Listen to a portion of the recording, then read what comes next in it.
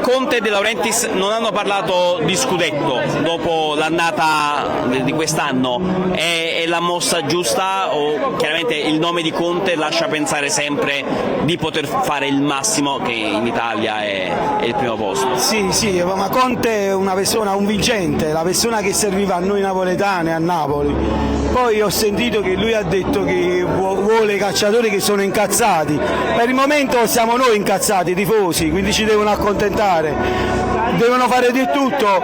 Noi siamo qua per lui, per la squadra e siamo sempre con loro.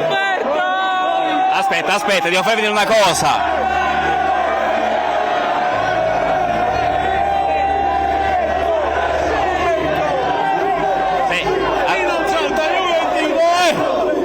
Umberto Chiarillo, una star, ti stanno invocando, e in studio Riccardo Calapane e Vincenzo Cretino se la ridono. Ti è piaciuta la conferenza stampa? Ti è piaciuta la conferenza stampa di Aurelio De Laurentiis e Conte? Cosa ti è piaciuto di più? Che Conte ha parlato sempre anche al passato del Napoli con noi, si è già identificato.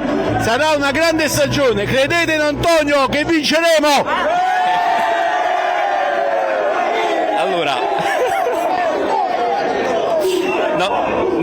non mi sarei mai... Sì, ma infatti non so se fosse più forte il coro per Antonio Conte o per Umberto Chiarillo.